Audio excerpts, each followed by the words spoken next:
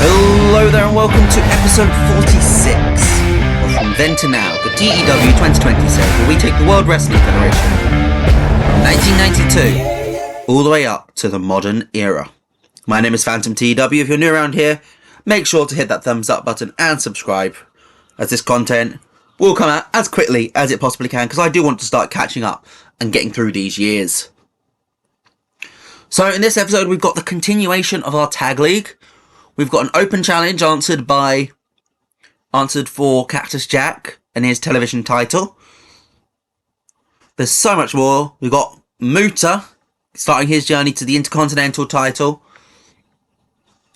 And well, it's not going to be as big of a main event as last week's was, Flair and The Undertaker versus Hogan and Dusty Rhodes.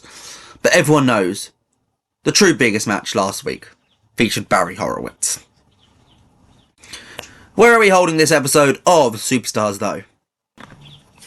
We are in the Great Lakes, Rosemont, Illinois. Not Chicago, but essentially Chicago. People just call it Chicago when we're in Rosemont. It's the home of the Chicago Wolves, so we can call it Chicago. Should be a sellout. I'm excited for this. I hope you guys are too. Let's get into this show. And the show starts out, ladies and gentlemen, your opening contest is a television championship, International Television Championship Open Challenge.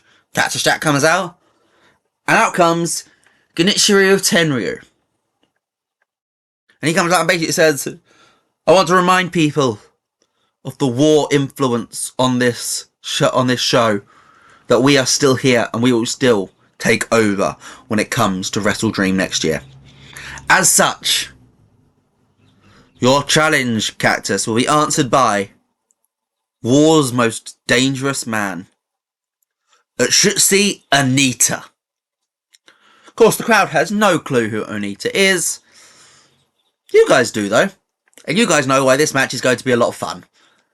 Onita comes in, walks out, probably, we're not paying for Wild Things, probably. So, actually, maybe we do pay for Wild Things.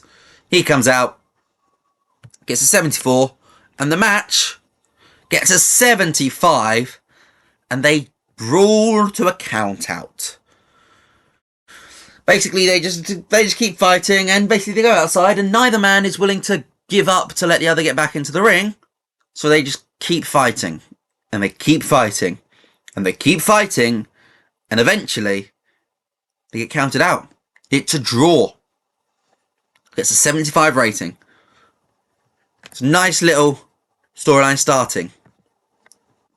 We then get a promo segment from Mr. Fuji and Fujigoon talking about The Undertaker. And Mr.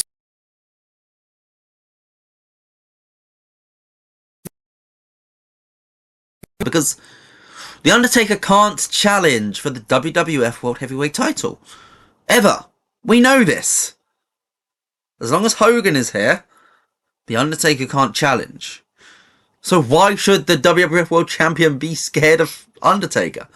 There is nothing the Undertaker can do that will actually damage Yokozuna. He will always still be champion. So yeah, Taker, you want to go? Bring it on. Gets a 77 because I did the face-off with Yokozuna and Undertaker last week and may have slightly forgotten my own stipulation with The Undertaker, but we can play around it. Yokozuna, people still want Yokozuna, because, even if it's not for a title, still want to fight the champion, prove you can be the champion, even if you're not allowed to be.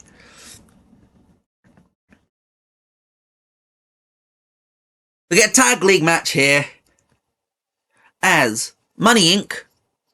defeat Haku and the Barbarian when IRS pins the Barbarian with the stock market crash. Goes just under 11.5 minutes. A 70 rating, great stuff.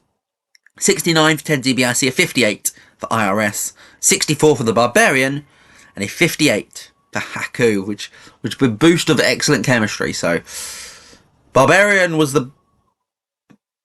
Well, actually no, Ted DiBiase by far strongest in this match, but Barbarian and Haku, to take away their chemistry, probably not amazing. I'm impressed it got a 70, actually.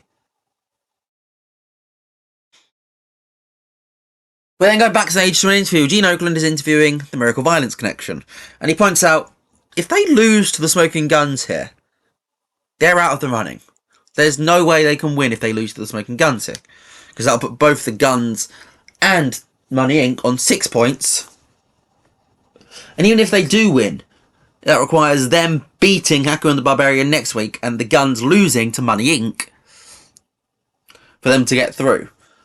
It is very much out of their hands right now. And the Violence Connection say, yes, you know what, right now it's not in our favour. But tonight is in our favour. We can go out there and beat the Guns. That is our responsibility. What happens next week? That's out of our hands. But beating the Guns is firmly in. 70 rating. And I believe we go straight into the match here. Which we do as the Smoking Guns defeat the Miracle Violence Connection when Billy Gunn pins Terry Gordy with a Sidewinder after Samu accidentally hit Gordy when he was trying to hit Billy. Gordy gets a 70 and 80 for Williams, a 50 for Bart, and a 48 for Billy. Essentially, next week, the Guns versus the Money Inc. is a #1 contenders match now. Because they've both beaten the Miracle Violence Connection and Haku and the Barbarian, who will face off next week in a morale-boosting effort, because they're both out. But, yeah, Miracle Violence Connection are eliminated. We can get an interesting segment, which won't be paid off this week. In fact, this segment might not be paid off for a while. But it's there. Hogan, Savage, Dusty, and Warrior were all seen. We show like splicing together at separate times today. Nobody has come out of the office, but all 4 of them have walked in to Jack Tunney's office. It's a 95 rating. Wonder what this could be all about. Because one of the key things which will be better than this, Abe, is there is no camera allowed inside Jack Tunney's office. That is one of the big rules of the World Wrestling Federation. No camera is allowed inside the authority figure's office. It allows impartiality. And allows freedom of speech to be able to be fully exposed without any worry about repercussions on camera. Muta picks up a big win over Koko Beware. A 70 for Muta. Jeez, this kid is good. 50 for Koko Beware. I mean, he's building up to a match against a Hart Foundation member. It makes sense for him to feud with another Hart Foundation member, Koko, for a little bit. 68, not too bad. Barry Horowitz is giving a promo backstage with Gene Okerlund, who I forgot to put on screen. And he's giving this promo, and midway through, he just gets super kicked from out of nowhere. He's knocked out, and Shawn Michaels screams into the match, screams into the microphone, "I'll see you next week, kid," and walks off, leaving Horowitz out backstage. It's an 88 rating because somehow this Barry Horowitz and the Horseman storyline might be one of the hottest things I'm booking.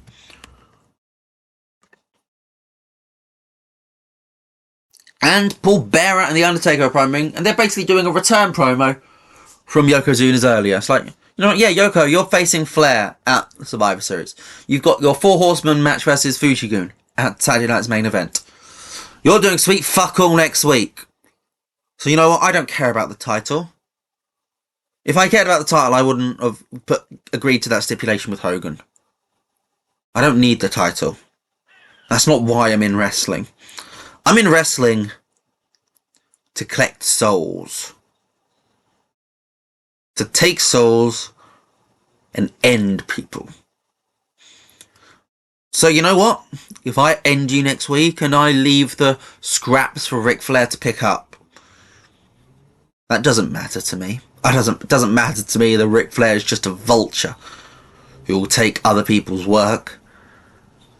I get you. Not the belt over your shoulder. You.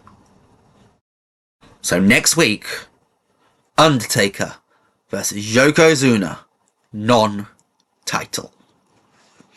It's an 8-4.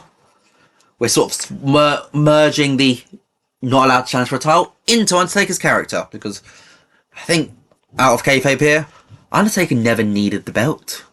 I think every time the Undertaker had the belt, I honestly think it made him a little bit worse. He was the Undertaker. He was a mortician, dead zombie. Like, badass Undertaker, I understand more. But Dead Man Taker never required the belt. Either way, Glenn Jacobs gets a quick squash match here over Giant Haystacks. It gets a 38. It's pretty poor, but it's what you'd expect. Glenn Jacobs is one of the weakest people on our roster, and we're portraying him as a mid-carder. I don't know how much longer this Glenn Jacobs storyline is going to go before we send him away on an excursion to become Kane. Quite a few of the people from the Bootcamp have already left on excursion. And I put the number wrong down here, so Paul Ellering and the Road Warriors got a promo and they run down Money Inc. and the Smoking Guns. Next week, they know that they're going to be facing one of them. I can't remember where I said they'll have that match. I need to go back and have a look. But one of them will be facing them. So they basically just insult both of them. Despite the fact that Money Inc. were the team which beat them for the tag titles last time they held them. Either way, it's a 63 rating. And this is the main event. It's Bret Hart versus Razor Ramon. It goes 16 minutes. It's an open match. And it is Bret who picks up the win after a while, tapping Razor Ramon out in a sharpshooter. 74 rating. Nice stuff. They didn't click, which is a massive shame. Which only gave Bret an 86, which is probably the worst performance we've seen from him in a long time. But either way, it's two people who probably are going to be top main eventers a couple of years into this save. Give them a little showcase, but the fact that they don't click means we're not going to be doing that feud anytime soon. What did we get overall, though? An 82, I'd say? 80, not bad. We still improve our pop. No losses, which is always a reassurance. I hate losing pop. But what did you guys think of this show? Let me know in the comments down below. Was it a thumbs up? Give me a rating out of 100. That's what the game does. Why don't you do the same? And I'll see you guys next time. Goodbye.